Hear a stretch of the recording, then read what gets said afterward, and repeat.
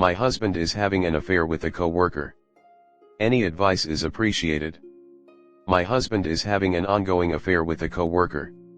He has blown her off a few times, but overall this has been going on for the past year and a half or so.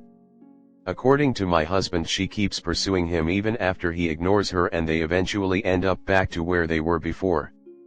They meet before/after work, ride share, go on dates, she buys him gifts. My husband has been pretty honest with me about this, as far as I know, although I do think he is hiding some things and he does not want me to read his messages. Supposedly she asks him to go out multiple times a week and he often says no.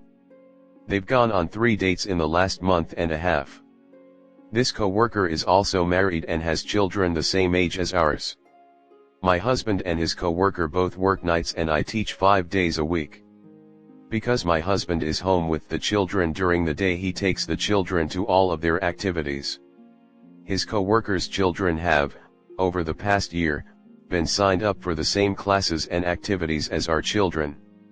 Now that I am on summer vacation, I am seeing his coworker at activities about 3 times a week. Since I've been home, they have not been taking the children places together, although apparently she has still been asking, but during the school year this happens often, going to the zoo, going out to lunch, going to the playground, etc. His coworker knows that I am not okay with their relationship and has occasionally sent me text messages saying thank you for letting the children get together, etc. I've been polite but not overly friendly. Going into the summer, I knew that I was going to run into her quite a bit, so I asked her to have lunch. I had only met her once briefly before and honestly thought that maybe if she could see me as a nice person she would let affair with my husband go. The whole lunch was small talk. I was really just feeling her out to see what kind of person she was. She clearly has not backed off. My relationship with my husband has had its hard points, but we have really been focusing on communication and spending meaningful time together. Aside from the obvious issue with his coworker, there is not much tension or disagreement. Even though I still love him very much, if we did not have children I probably would have already walked away. That being said, I do honestly feel that a 2-parent household is best for my children right now, ages 1 and 4. We have done a lot together this summer as a family and made some wonderful memories. The school year is very difficult for our family structure because my husband and I are on opposite shifts and really only have 4 weeknights together. He works Friday, Sat, Sun overnights, I work Mon, Friday days. I have told him that I am afraid the start of the school year will reset us back to where we were previously. I honestly don't know what I want to do. I continue to oscillate between anger, sadness, and confusion. I really appreciate any insight/advice here. These are the options I have come up with. Keep the moral high ground. Be non-confrontational but not overly friendly with AP, and continue to work on my marriage until I can't any longer. Where I've been the past year plus. Tell AP exactly what I actually think. This would be appropriately worded and planned ahead of time. I would be calm and articulate, but probably not very nice, and see what happens. File for divorce and tear apart our family structure. Significantly impacting our finances and the quality of life for us all because we cannot afford 2 separate living spaces, etc. This is my least favorite option, although in my last post this was unanimously the course of action to take based on comments. Stay married, open the relationship, and date on my own because I've accepted they are going to do whatever they want anyway. Really not interested in anyone/anything right now, but would mostly do this out of spite. My husband tells me to date, but I don't think he believes I'd actually do it. So, what do you think? Comment. You aren't reconciling. Your husband is in the middle of an affair. The only thingy that may snap him out is to 1. File for divorce, having him served at work naming her as the affair partner. 2. Tell the other husband. 3. Tell both of your families, always drag cheating into the light, and 4. Telling HR. You need him out of the affair fog and confronting a bad reality. Not playing the pick-me game where he gets to triangulate 2 women. Are you really okay with living with him in the middle of an affair?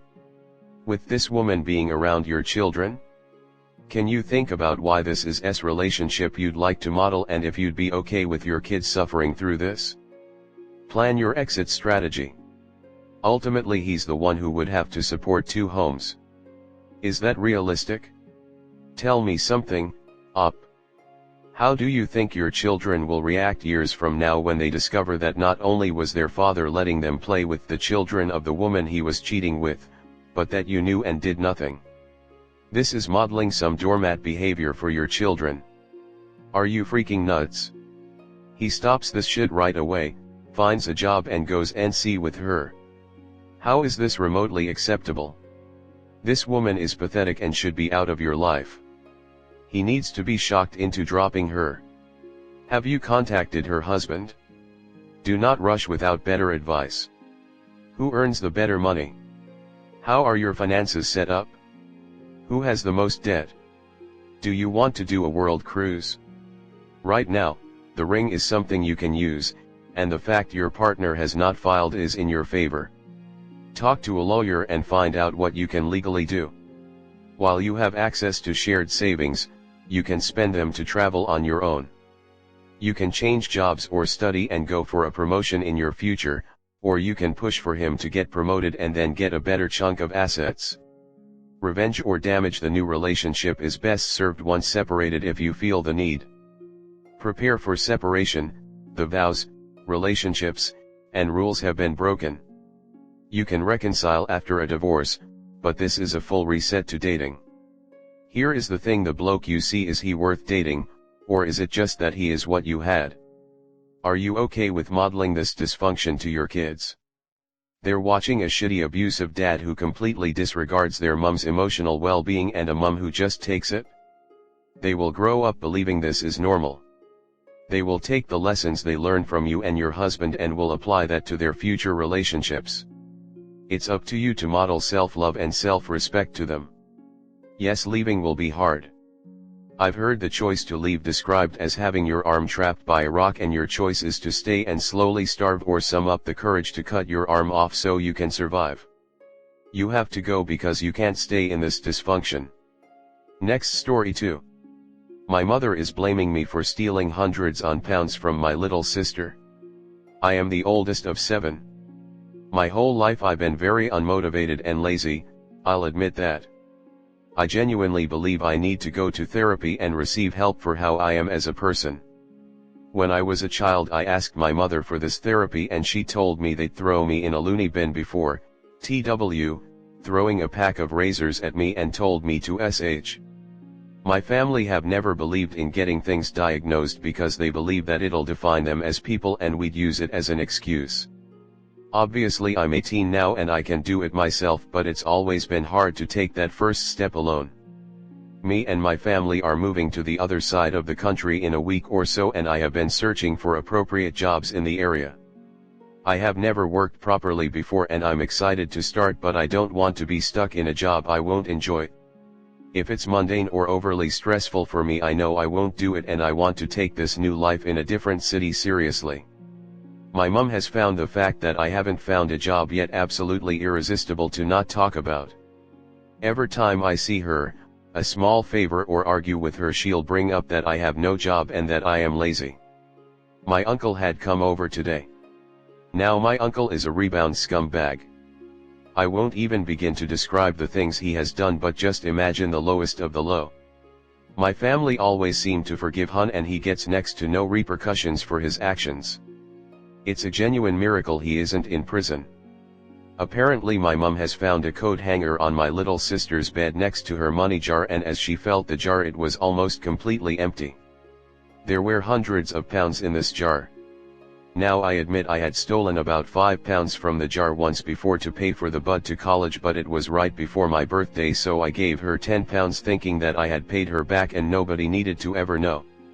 Well, apparently someone else must have been stealing from the jar a lot more than the one time I did, because now hundreds of pounds are missing. My mother refuses to believe it was anyone but me, as I told her about the one time I stole a fiver from the jar not knowing she was talking about it being practically empty and that she just knew I took money out for some reason. She refuses to let me explain myself, and I'm currently too sick to even have the energy to do it. She is currently telling my whole family what scum I am, and I've been feeling so guilty over something I didn't even do. I don't understand how she can think it was me and not my uncle. I gave my sister a bunch of toys that I've collected over the years, which probably made me look a lot guiltier, but I just didn't want my baby sister to think of me as some crummy ass that stole from her. I don't know what to do.